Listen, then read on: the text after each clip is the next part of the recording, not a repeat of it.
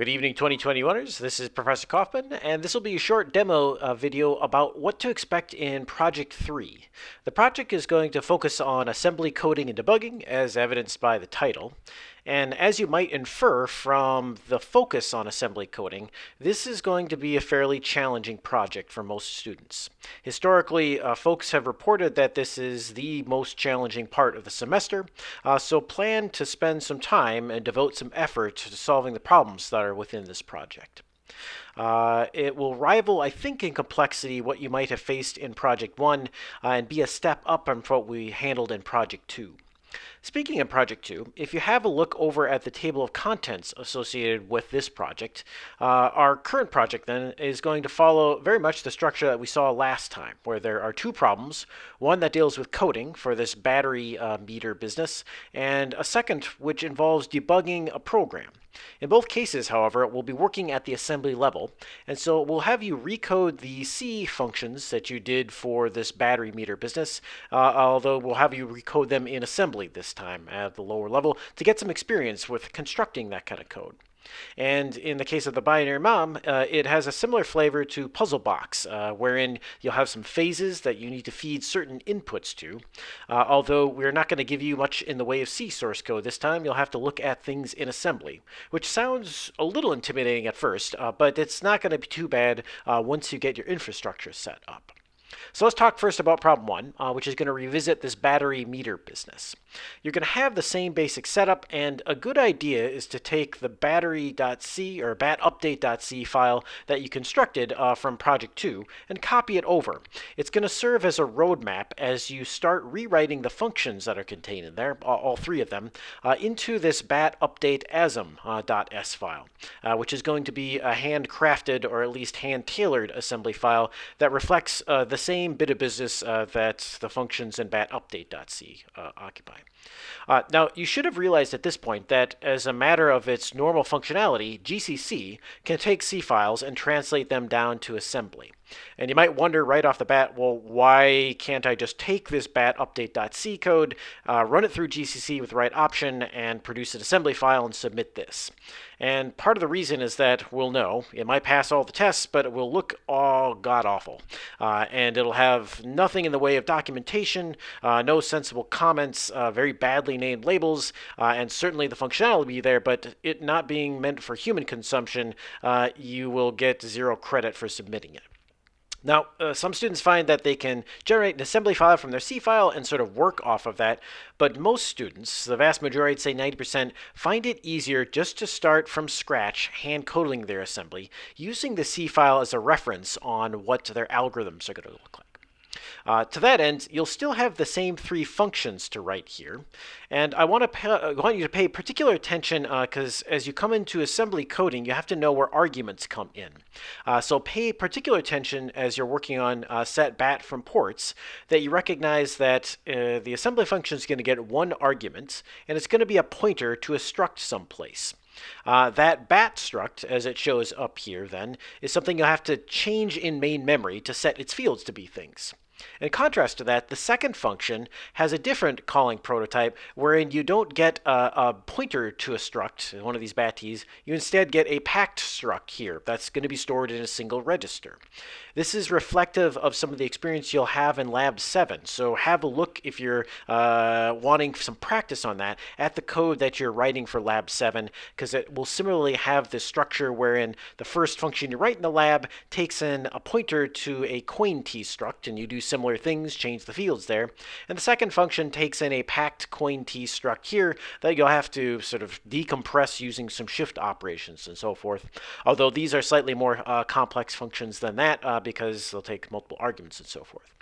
If you're unsure where arguments come into assembly functions, you'll want to refer to some of the documentation as provided later on, because it will mention that expressly, and have a look at the upcoming lecture materials, which describe procedure calls at the assembly level and how most of the arguments, at least the first 6, are passed in registers.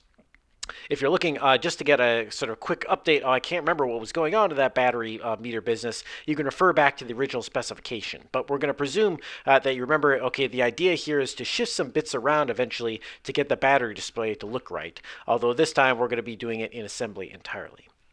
So there are a number of pieces of advice on how to hand code your assembly, but it's a good idea to sort of read through this stuff and take the advice carefully.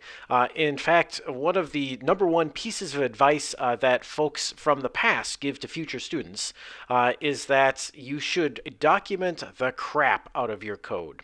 So as you're writing this assembly code, riddle it with comments more so than you would with any other C code. If you weren't able to complete this bat update.c from Project 2, you should go see a staff member during office hours. We'll be happy to walk you through the solutions that are in our solution copy of bat update.c and potentially provide any of the routines that are in there that you weren't able to complete satisfactorily according to Project 2. It pays a lot to have a good guide for bat update.c. So if you weren't able to sort of cramp your code down to be fairly small and tight and are worried that it's going to guide you wrong as you try to translate to assembly, come see us during office hours and we'll be happy to help you with that. All right, so aside from that, there are a number of things in here that we'll be looking for and a number of cautions about using writing assembly code that you should read through and take to heart. And by popular request from past students, I've included in here this little chart of the registers that are available in x86-64 and some of the special precautions that you would want to use for them. For instance, as you're writing code in functions, you want to stick to the bluish registers here. They're the so-called caller save registers, so that while you're writing your function, you're free to use them without consequence. And there are notes in here about which registers arguments come into that are helpful as well. If you run out of registers in this blue section, then feel free to make use of the callee save registers that are in tan. Just make sure that you save and restore them using techniques that we'll discuss in lecture, as any function that calls yours is going to expect that things like R12 and R13, they don't change, or at least they have the same value in them as you return from the function as when you came in to them. So then, you'll want to take a look at the techniques that are advocated for in here, and included in this is one interesting facet that is explored in Lab 7, that it's hard to write 3 sizable assembly functions in a row and get everything right. So instead, we're going to support this so-called hybrid testing model, wherein you can take a combination of your assembly functions and your C functions and construct an executable to test on them. A common tactic then is to work on the first assembly function, but then use the C definitions for the second 2 functions. So in that case, I'd start working up here on this function called set bat from ports. I'll have an assembly version of that in my bat update asm.s file, but then I'll comment out this function in my C file, the bat update.c file, but leave the latter 2 C versions available. The hybrid model is going to compile both the assembly and the C code together to take one function from the first and 2 functions from the second. And you can see that here that as it's compiling, it'll compile both the asm.s and the bat update.c. So it'll get the one function from here, the 2 functions from here, and then start running tests. And you'll see then, if you wrote your assembly code right, a bunch of tests that pass here, indicating that that first assembly function is going okay. The later tests, which test the C functions, which are no doubt correct at this point, they shouldn't necessarily be trusted because you're ultimately going to have to rewrite those in assembly. So once you feel pretty good about the first assembly function, then you can go back into your C file, comment it out, and then start working on the second assembly function in your assembly file there. This assembly file should have a structure that's reflected here, and it might not be a bad idea just to take this template here, copy it from the web browser, and paste it into your bat update asm.s file, because it will lay out the sort of overarching structure that has to be there. For instance, you'll see some provided text here, including a text directive to say what comes after this is executable, along with a label here indicating that there's going to be a global symbol named setbat from porps, because it's a function, and then here a label indicating this is the start of that function. There are several other useful tips that are encoded in here. For instance, there's a technique demonstrated here that you'll need to use at various times that allow you to access the information in global variables from your assembly functions. And that'll be to use a move instruction and make sure to change this x to an appropriate suffix like a b or a w or an l, depending on the type of global variable you're accessing. But then also there's a wonky bit of syntax here wherein you have to use the global variable name. So this would be something like bat status port or bat BAT voltage port, and then offset that from the RIP with this little indirect syntax. You can move that into whatever register is appropriate, but this is required due to the modern compilation techniques that GC uses by default. And so make sure to copy this pattern and adapt it to your cause as you'd want to access the voltage port or change the display port or various other things here. Take that to heart and then adapt it to your cause here. Certainly within this first function, you'll need to access the voltage port and access the status port to determine if you're in percent or voltage mode. So after you fill in some definition here and have a return statement at the end of this thing, as you get that done and test it and decide it's working okay, then you might want to copy and paste or uncomment the stuff that's down here that's associated with a combination of a data section and a text section for the next set display from BAT function. If you recall, probably in most C implementations for this function, you had a little array of bit patterns. And it's useful in assembly to be able to lay out global variables, and here's a way to do so to create an array of values that are in memory. First, establish a section that's devoted to data, and this is in contrast to a section in your assembly file that's devoted to text. This will allow for labels and directives in here that lay out values that'll be stored in global memory associated with the stuff in this assembly file. You'll notice here, and importantly, if I change the data here, if I want to start writing the definition for a function, I'll have to change back to text later. And you'll get other weird errors here, like permission errors, if you fail to include a text directive afterwards here. So this little section is devoted to global variables, and you can see I can lay out a single integer referenced by the name myint using a label along with a directive to allocate 4 bytes and plop down the decimal constant 1234 there.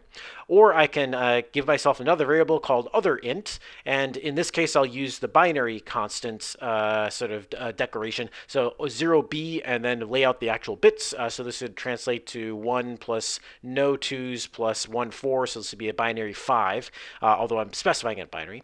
And finally, if you use several directives in a row, then this myArray business has a 0th element, that's this 10. 1th element, that is this hexadecimal OX00014, which is I think 20 in hexadecimal, and then also a binary constant here as the thing at index 2 here. Once you have such an array established, it's useful then to use techniques that were like up here, except in this case, I'll load the effective address, so leak the starting address for this array into the register RDX. So at this point, RDX will point up here at the 0th element of this thing, and I can take offsets from it using that array-like syntax to access different elements. This is a typical way to set up then an array of bit patterns as you would in your original C code. That instead of 10s and 20s and so forth, you just have a sequence of bit patterns here that lay out, this is the shape of what would draw 0, this is the shape of what would draw 1 in the 1th index, and so on down this line. So this is useful for setup here, and then you'll go on to make use of that array to establish some shifts and some setting of that display variable so that it contains a pattern that reflects showing voltage like 3.17 volts or 96% with a little battery meter and all that same stuff involved there. If you need some more tips to recall what exactly are these functions supposed to do, those come a little bit later. But this should serve as a nice template for the beginnings of your this BAT update asm.s file. The remaining notes that are traced down here refresh your memory about this is the C prototype for that set BAT from ports along with the documentation associated with it. Note there are a couple changes to the constraints as we visit this in assembly. So for instance, it's a pain to use division instructions, so whenever possible, make use of shifts if you're dividing by powers of 2 to substitute for that. A reminder about the sort of layout of the structure in here, and some reminders then about some of that syntax associated with accessing global variables and so forth. You want to keep in mind that as you work on this first function, what you have is an argument that is a pointer to a struct. So as you would see in your C code, C syntax that looks like this, you want to translate that to some sort of an assembly syntax that looks like this, where this ml volts field, it's a 2-byte quantity, so a move W is appropriate. And if I'm trying to move 5 to ml volts, this would be something like move a 5 to 0 bytes off of whatever this register points at. It had better be a pointer to wherever this is in memory. And that would then move this 5 into the millivolts field there. But if I was instead trying to change the percent field, then I'd want to move a, let's see, it's a 2-byte offset over here, and percent is a single byte field. And so you'd use a move B here. And the 2 here corresponds to the fact that it's offset from the beginning of the struct by 2 bytes. This kind of table is tremendously useful in these assembly endeavors. And anytime that you would see and have to access a struct through assembly, you'd want to have such a table handy about how it lays out memory and what the offsets for each of the fields are. So importantly, first function deals with a pointer to a struct, which you're going to move to populate the fields of it.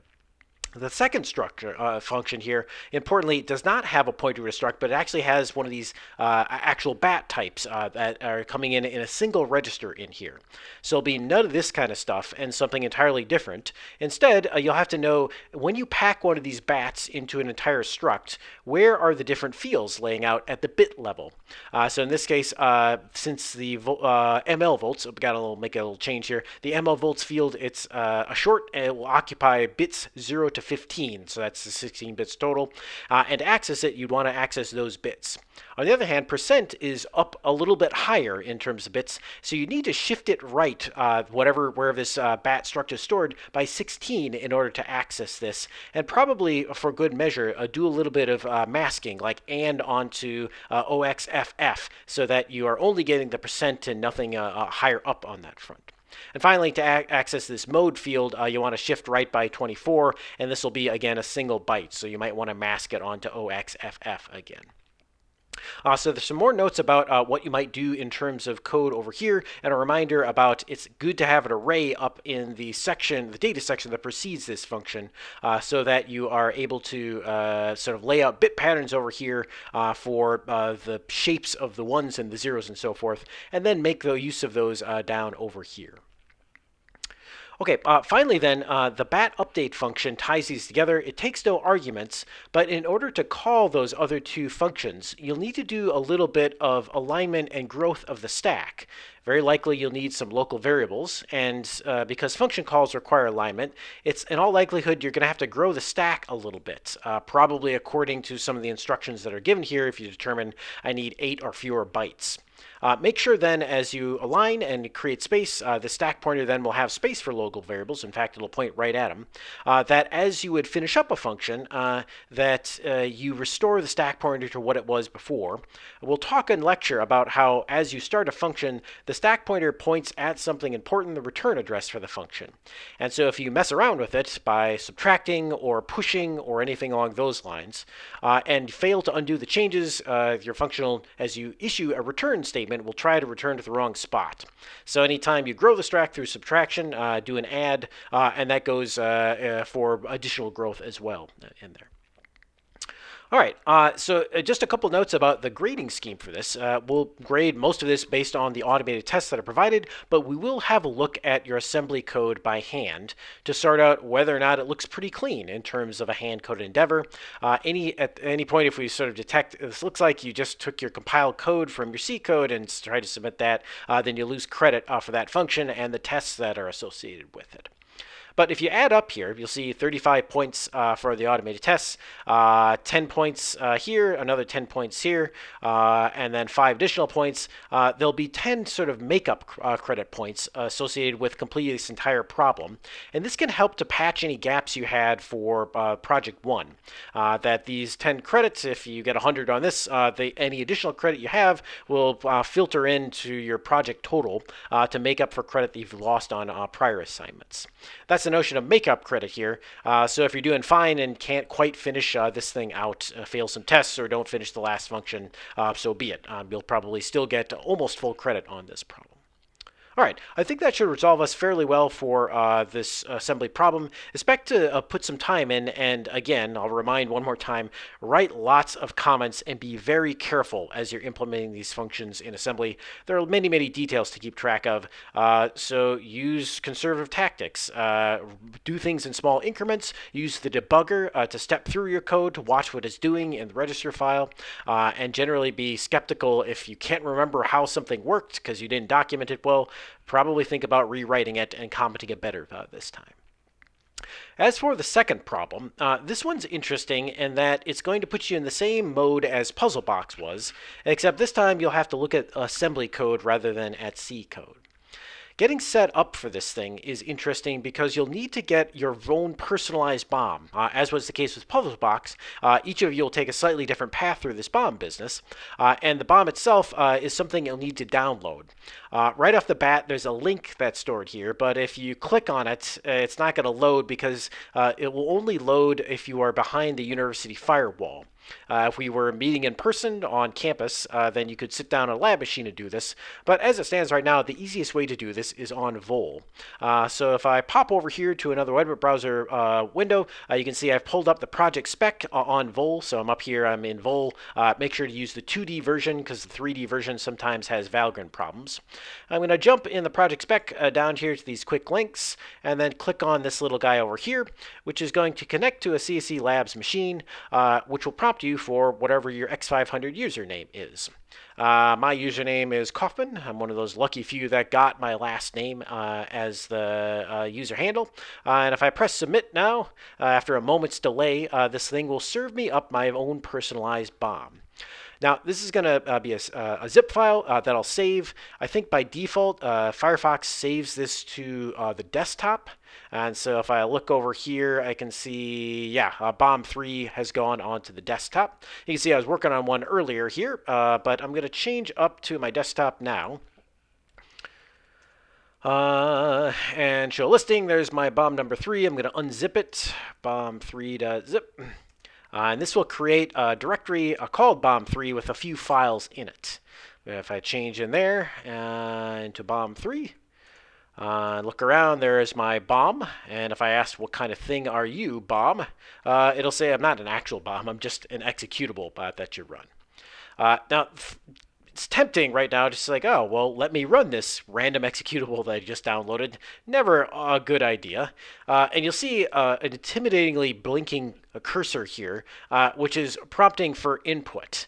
And at this point, you should get scared a little bit and use the key sequence Control-C, which is older than your sort of standard set of control sequences. It doesn't copy in this case. It sends a signal for that program to shut down, which after a moment's delay, the bomb will.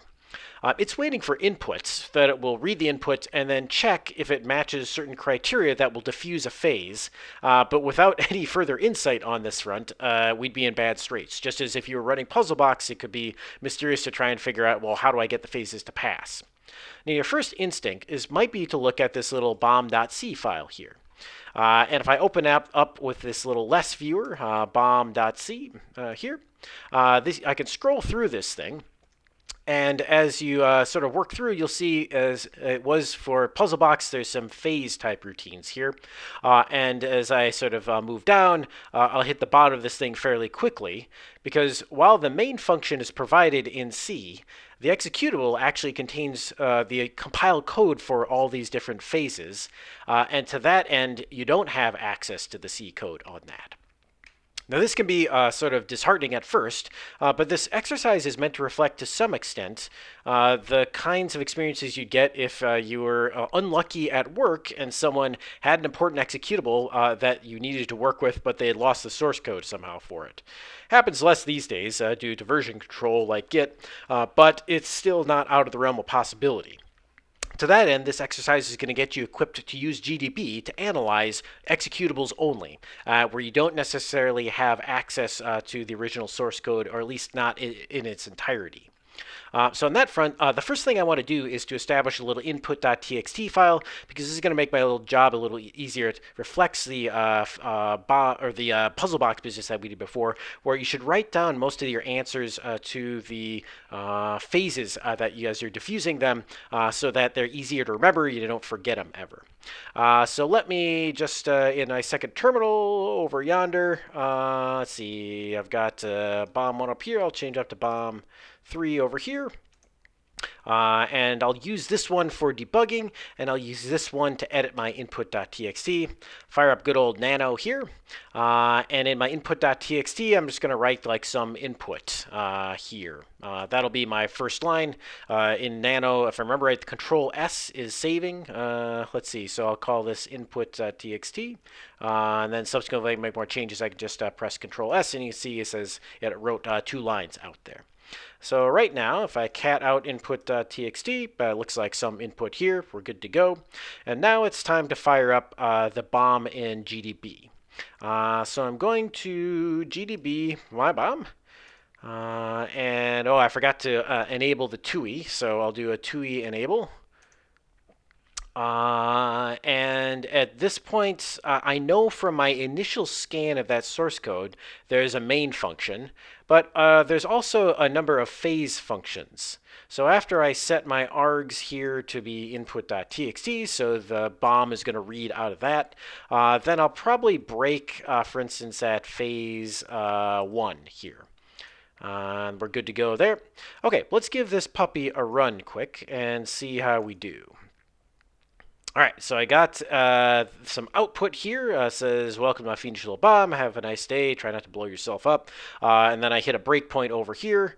And the first thing that you'll recognize is the same difficulty we encountered before. There's no C source code associated with this phase. It's baked into the executable. However, GDB is well equipped to deal with this situation.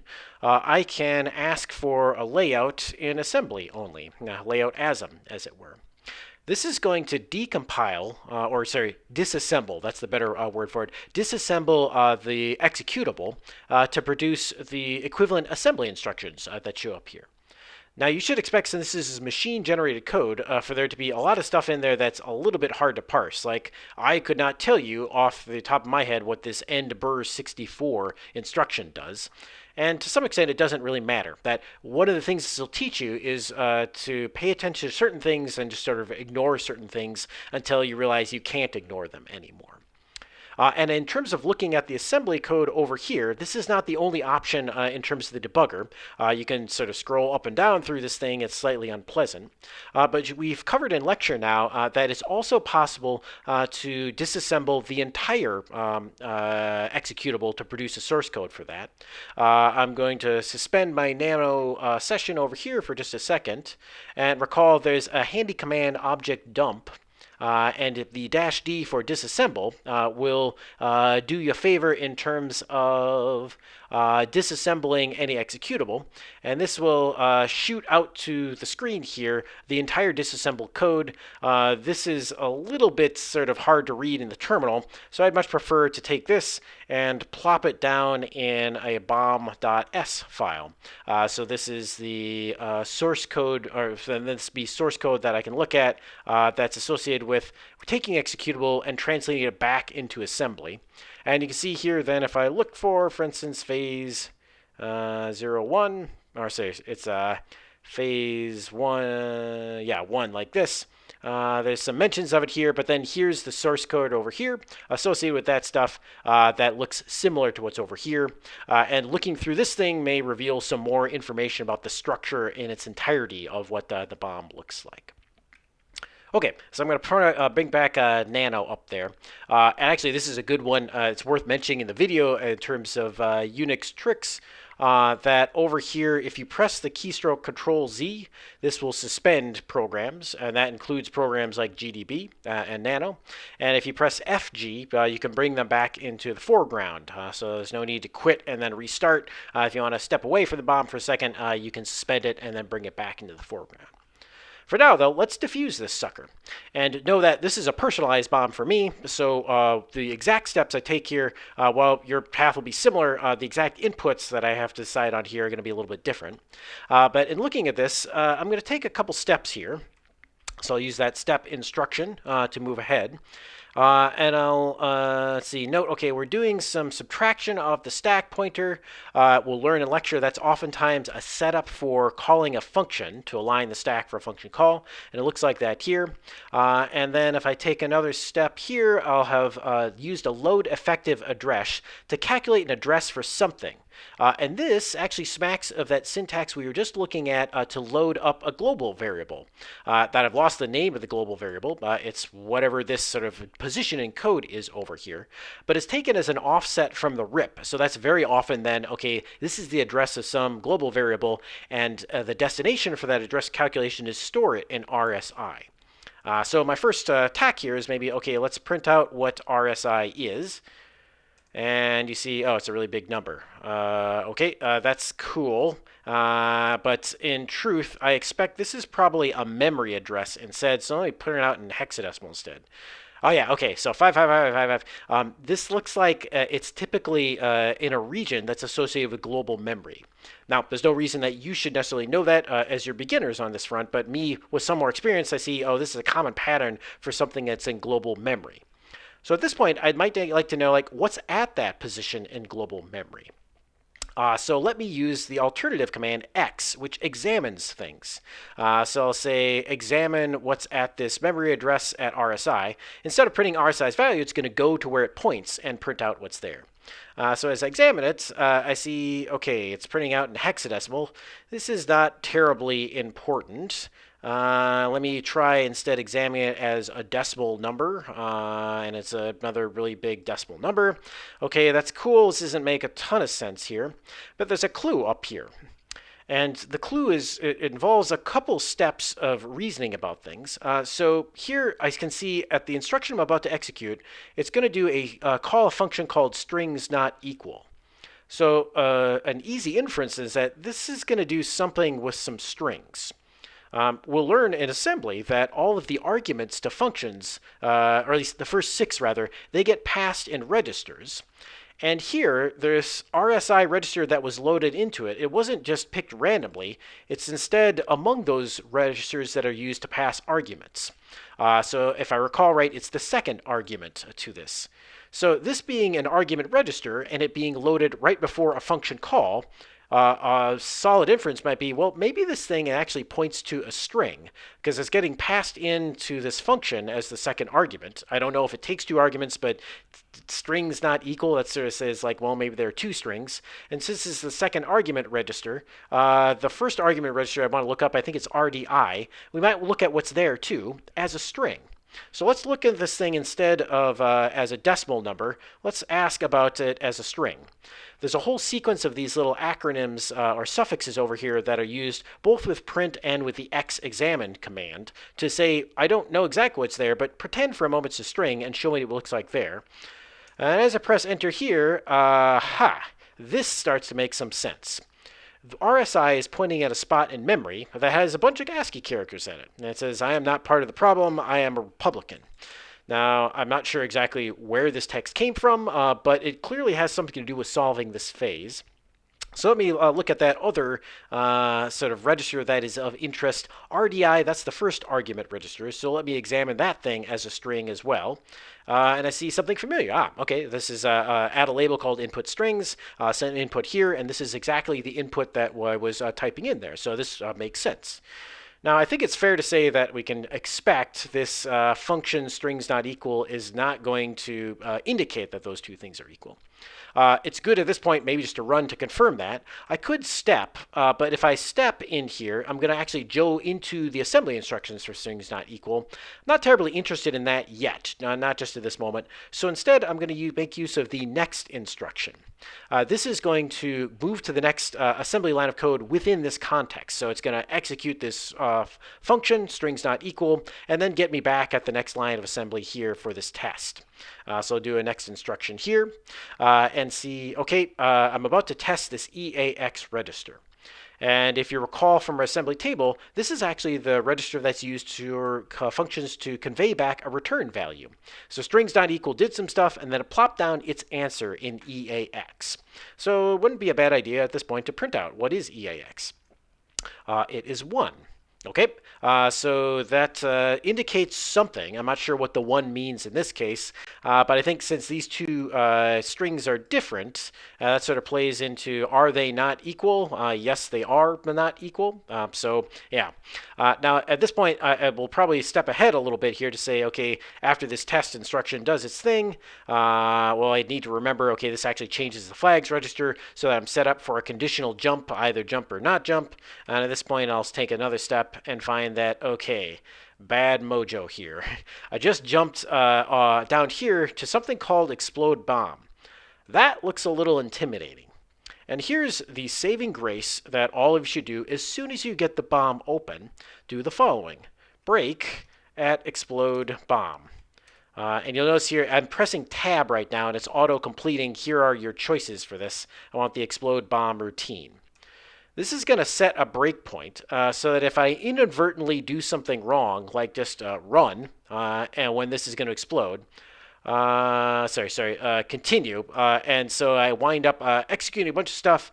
If I am going to explode the bomb, then the breakpoint is going to stop that from happening because it'll stop execution right at the top of this explode bomb routine. If this thing runs to completion, it'll actually deduct a little bit of credit from your score. And we'll talk about how that works later on. But largely, like most bombs, you don't want this one to explode. So an easy way to prevent that is to set a breakpoint here every time you start Up GDB, so that anytime you would land here, you stop and you say, ooh, this is dangerous. Let me rerun from the beginning at this point, because I don't want that thing to run to completion. Okay, so at this point I have a fair bit of knowledge, and earlier up here we had this string that was over here. So if I recall, good things to know, you can recall history in this by pressing Control P for a previous command. It's actually an Emacs binding. And if you want to move ahead, you can press Control N. Actually, you can't press Control N in Vol, sorry. You'd be able to do that in a normal terminal. But what I'm looking for here is the command, that examines this thing. This, I think, is the string that I want. So I'm going to, within here, let's see, copy this thing and then paste it over here and see if we get any better luck over here. You can see Control P actually works in Nano as well, and as does Control K. I'm going to save this thing, and now that I have changed my input over here, I need to rerun from the beginning. There's a yes. Let's see, so refresh this thing with a Control L to get the screen tearing off. I'm going to do some, actually, I don't care at this point. What I really want to do is just get down here to this call queue business. And so I could try to set a breakpoint here, but actually stepping is probably a better way to go. There's some tricks that are mentioned in the GDB guide on this front. That will indicate ways to set breakpoints within here more efficiently. But I'm looking for now then is, okay, I just did this strings not equal routine. Let me print out what is EAX this time, because it was a 1 before, and now it's a 0. And that change makes me suspicious that we might be in good business here. So let me step here. Before this jumped down to the explode bomb, but I didn't jump this time, and we're about to return. So I'll step forwards here and step forwards here. And then we're going to call this function phase diffuse, but you can see I just returned from the phase function. I'm actually in main again. So I can change my layout back over to the source layout and then make use of the C level stuff here to say next here I got a phase diffused. And yeah, so some things look good happen. I print this thing and I get the how about the next one. Now after diffusing a phase like that, you'll just move on merrily to the next phase over here. But something interesting has happened sort of in the background here. And to that end, it's worthwhile for me to come back over here to this guy and point you to one other link. If I back up up to this thing, there's a scoreboard associated with this thing. That on diffusing a phase, you can see I show up here as bomb 3, and I diffused one phase, so I've got 15 points on the board with no explosions associated with it. So this is a good way. This refreshes like every 1 to 2 minutes. So on that front, you might not see immediate results here. It might take a second or two. But I'm on the board now. So this is a good way to keep track of your score. And we'll look in just a second at the sort of number of points associated with achieving certain things within the bomb there. All right, so one other sort of comment on this part, we've covered a bunch of different things. Just don't forget that this first phase here, it's fairly simple. It just involves finding the right string for your situation. But as things get a little bit hairier, it's good to have the layout regs here to show the register file so that you can see RABX, RBX, and so forth. And making this thing full screen will expand that so that you can see more of the registers at once. That can make your life a lot easier in terms of not having to remember or print out things constantly, and to that end make use of this facility as you get into phase 2 and 3 and so forth. In terms of scoring here, I'll come back over to my normal web browser window for this thing. You'll want to have a look at the sort of scoring table that's given down here, that you're required for full credits to get through the first 5 phases, and you get another 5 makeup credit for completing phase 6 as well. So that in combination with a 5-point buffer that we're giving everybody who finishes at least one phase, this gives you, if you go no explosions, and so of everything on here, 60 points. So this is 10 makeup credit if you complete it according to more or less perfectly on that front. But if you get a few explosions, then this will deduct from this little 5-point explosion buffer that you have here. And if you get 10 total explosions, then this thing is gone at that point, and you lose the makeup credit associated with that. So the explosions work as follows. Every explosion you get will deduct a half point from this little buffer of explosion points. And if we round down in that case, so if you get 1 explosion, then you're still at 5 up here. But if you get 2, then you're down to 4. And you can see an example of that on the scoreboard over here. I was earlier working on bomb number 1. I diffused up to phase 4, but I got a whole lot of explosions, a 16 in this case.